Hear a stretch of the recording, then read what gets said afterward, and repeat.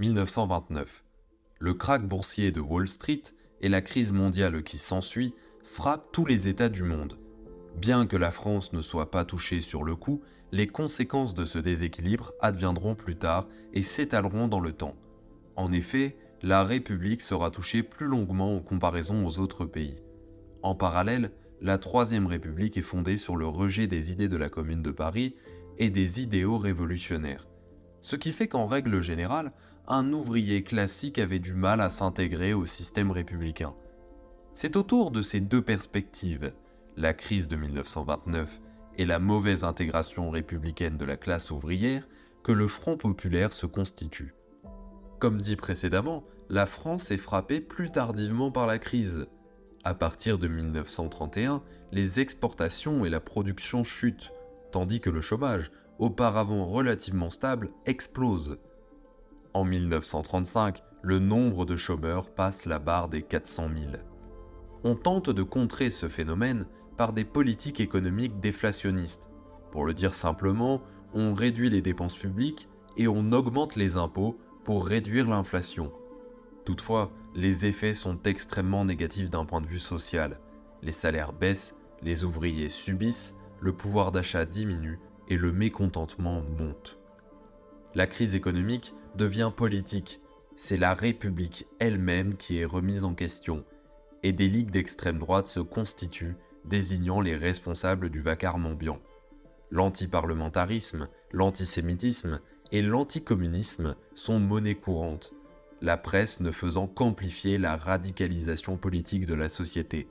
La gauche, séparée depuis le congrès de Tours entre le Parti socialiste, SFIO, et les communistes, SFIC, ne peut donner une réponse adaptée à cette situation.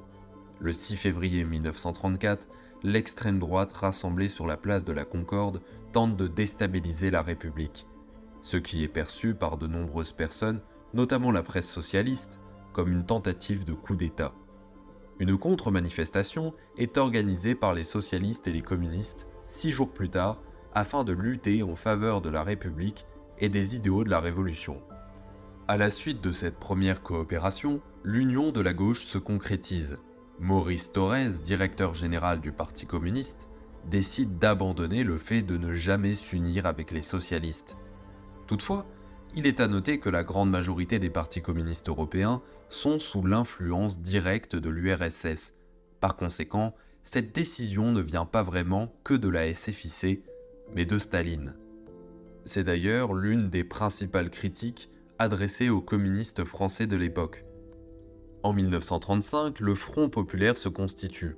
Malgré les divergences, la gauche tente de mettre en place un programme commun, afin de soutenir la classe ouvrière qui subit cruellement les effets de la crise par, premièrement, une intervention de l'État, et deuxièmement, des politiques keynésiennes de relance de la consommation.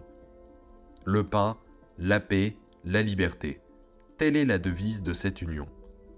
Par la suite, le Front populaire gagnera en influence, jusqu'à sa victoire au cours des élections législatives de mai 1936. Le socialiste Léon Blum est porté à la présidence du Conseil.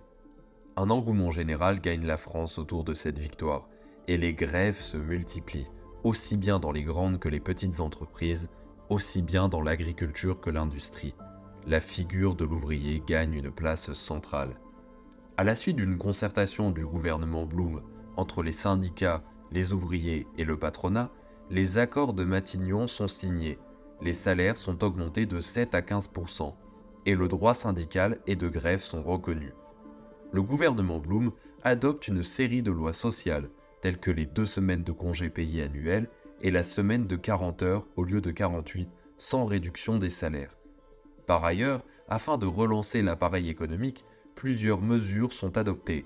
On nationalise, on garantit des prix minimums, on réforme le système bancaire et une politique de grands travaux est lancée. La culture est aussi un élément central du Front populaire. La scolarité obligatoire passe de 13 à 14 ans. Les billets de chemin de fer ont un tarif réduit pour faire profiter les classes populaires des congés payés. Et les auberges de jeunesse fleurissent un peu partout sur le territoire. La condition ouvrière change radicalement en à peine quelques années. Toutefois, Comme tout mouvement politique qui gagne rapidement en importance, la chute du Front populaire va être tout aussi rapide.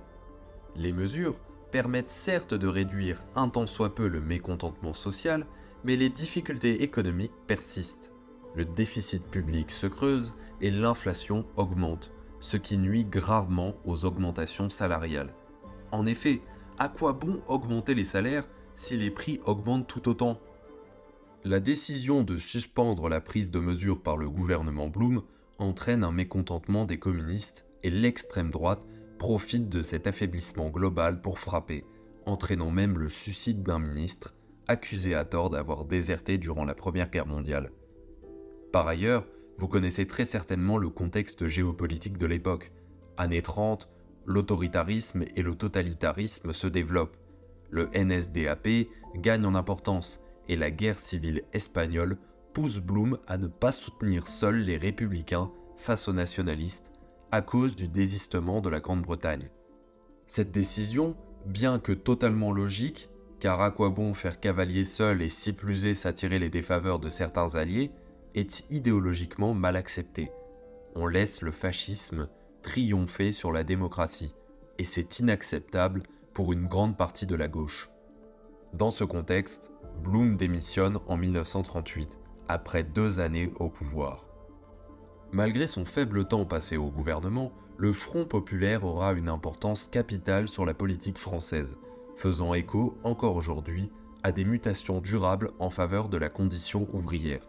Grâce à cette alliance des gauches, l'ouvrier regagne une place centrale dans l'appareil républicain.